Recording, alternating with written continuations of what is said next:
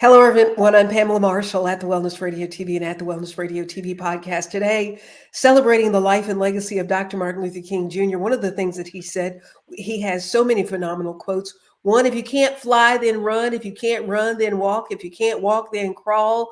But by all means, keep moving. My guest today, right now, Pastor Ron Rawls, who is the pastor of Greater Bethel Church here in Gainesville, Florida, and former president of the NAACP in St. Augustine, Florida. Pastor is out at an MLK celebration at Sold. What's the name of the place where you are? It's called Citizens Field. It's Citizens Field. yeah, Thank you for stepping away for a moment to join us for this. no problem. As you all are out there, how's the crowd? How's everything going? Everybody? It's a good little crowd. We they started out this morning. It's one of the events that the MLK Commission does each year, and so they had a ceremony this morning to where they honored the family of Judge Stephen Mickle, who's passed away, but the courthouse was renamed in his name in honor of his name. And then we had the annual march from downtown Gainesville over here to Citizens Field.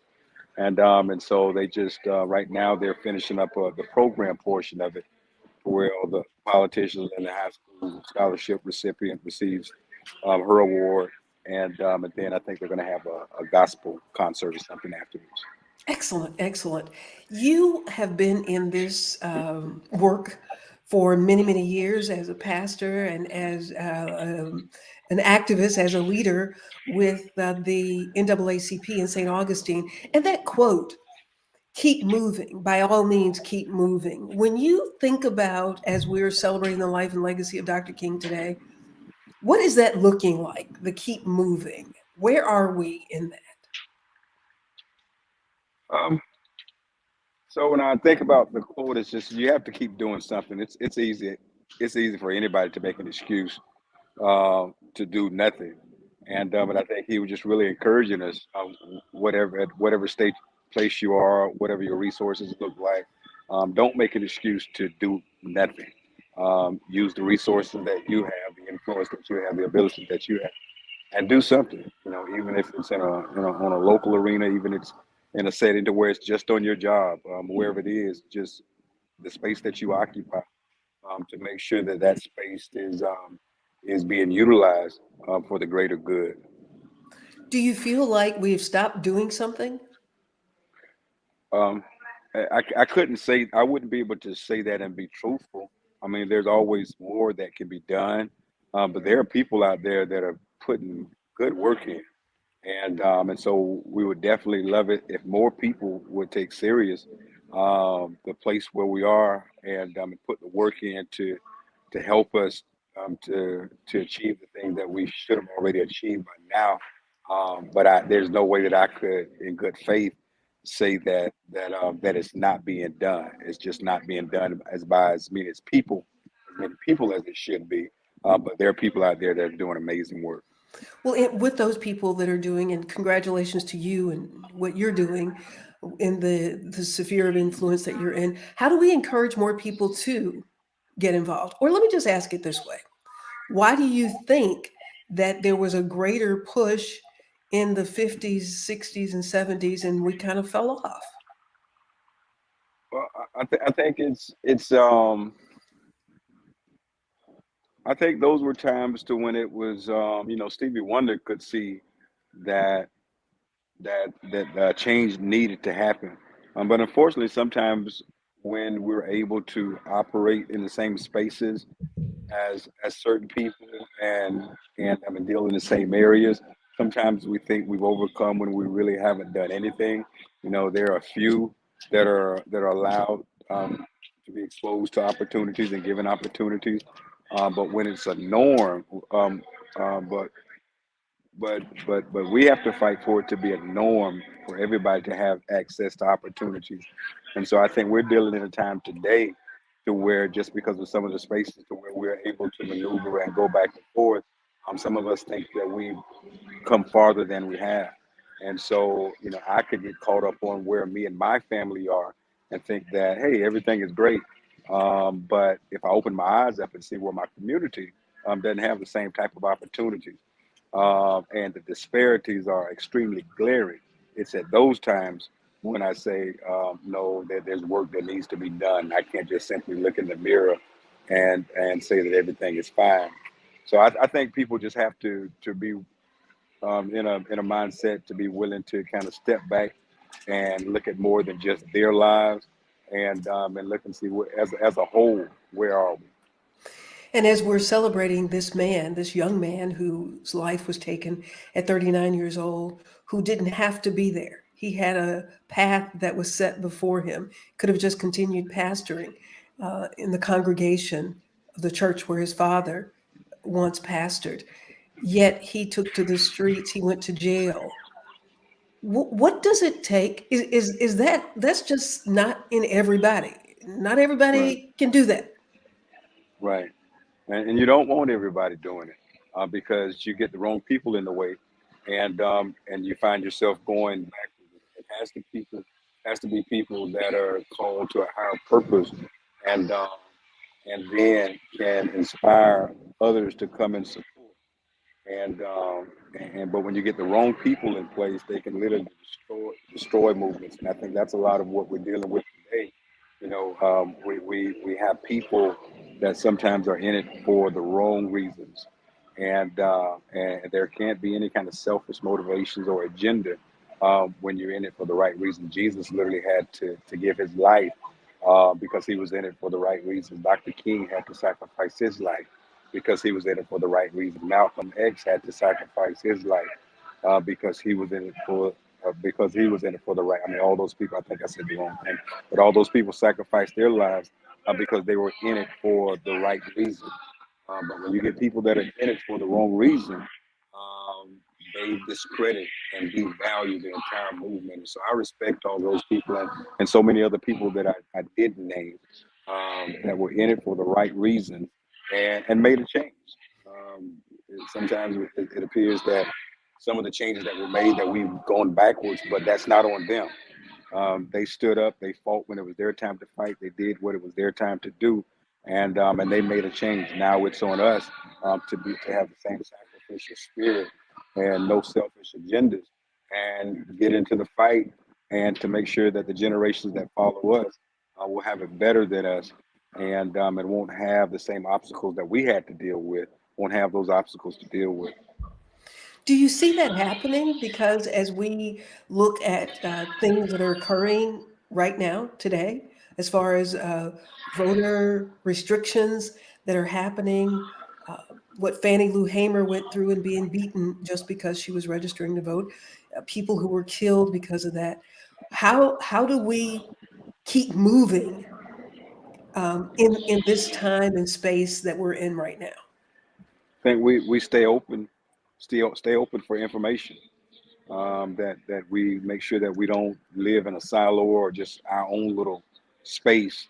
That we stay open for information on what's going on around us, and even though there's so much that we have to do, I credit a lot of people for the work that they're doing.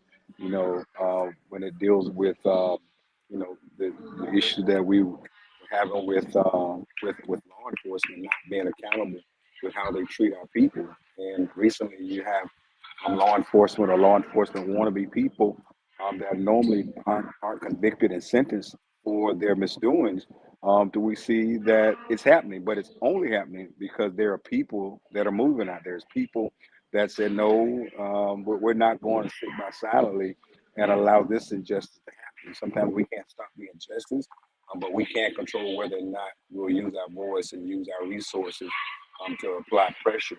And so we don't have everything we want yet, but there are a lot of people making a lot of difference, people whose names we'll never hear, and people whose faces we may never see, but they're making a difference and forcing this this world that we live in to think twice before committing injustices, and I think just to get them to think twice before doing it. I think it says that we have people that are out there that are doing good work, and I think when you do good work, um, people will pick up. They'll see the work, and after a while, they'll join in and assist. But there's a lot of good work going on. A lot of good work going on, and you spoke about silence. What, you know, Dr. King talked about a dream. We hear about the dream, but he also talked about the silence of so many people who witness things that are wrong, yet they're not speaking out, they're not standing up, they're not locking arms saying this can't happen. And so, because of the silence, it gives consent to, as they say today, bad behavior. Right? I mean, we have to be aware. There are people that we think are our friends that benefit from oppression and that benefit from the way that we as a people have been treated since we involuntarily came to this country in 1619. And so if they're building generational wealth for their family off of the inequities, that there's no motivation for them to do anything beyond the silence. And so, you have people that will come to these kind of events that I'm at, and they'll take part in the ceremonial things, they'll say the right things. But the reality is, their families, their children, their legacies benefit from the generational wealth they built, that they gained from the inequities that are in this country. And we have to understand that, and and and know that we don't just get allies. We don't just grab allies because people say the right things. It's the actions of people that are extremely important. And so, as a people, we can't be sold out to any political parties. We can't be sold out to any groups of people. We all we got, and we have to look out for our best interests. And so, we can't sell out to Democrats. We can't sell out to Republicans. We can't sell out to anybody except we. Even before I was a Christian, I was a black man. And so, there are a lot of people that fly the banner of Christ, that are just as evil and just as racist as Lucifer himself. We have to look out for our own best interest. And in any issue, we have to look at the issue and say, how does that issue work for my people? And that's how we have to walk. And we have to be comfortable walking and moving like that. Pastor Ron Rawls, who is the pastor of Greater Bethel here in Gainesville, and he's at Citizens Field in East Gainesville, a community that they have been talking about for years, revitalization of East Gainesville. And we're talking about silence. And, it's been said that ignoring is a powerful psychological warfare tool. And that's just what you just talked about. People who are silent because it's profitable to be silent.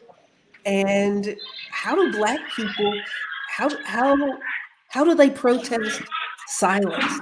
This psychological warfare of ignoring, which is what we're talking about. Well, but we all we got. No sounds of slang, but we all we got.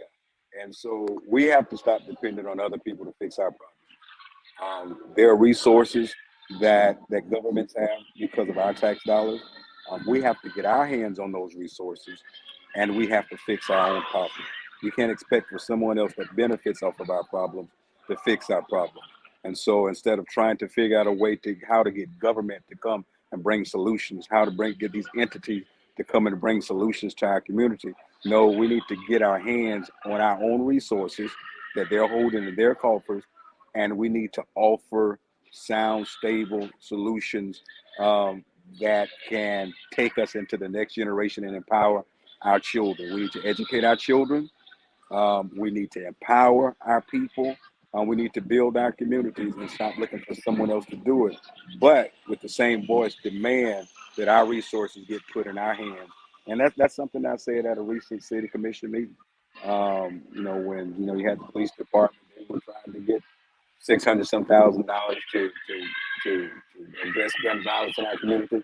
The police department can't fix our issues. Mayors can't fix our issues. City commission. All they can do is stop hoarding the resources and allow us access to the resources to address our communities. Our communities respect us when we build a relationship. We care about our community, and that's all. And that's my say now, and that'll be my say forever. People aren't going to fix our problems. We have to be willing to fix our own problems, make our own community better. Pastor Ron Rawls, who is pastor of Greater Bethel Baptist Church here in Gainesville, Florida, former president of the National Association for the Advancement of Colored People in St. Augustine, Florida, now here in Gainesville doing an incredible work in this community.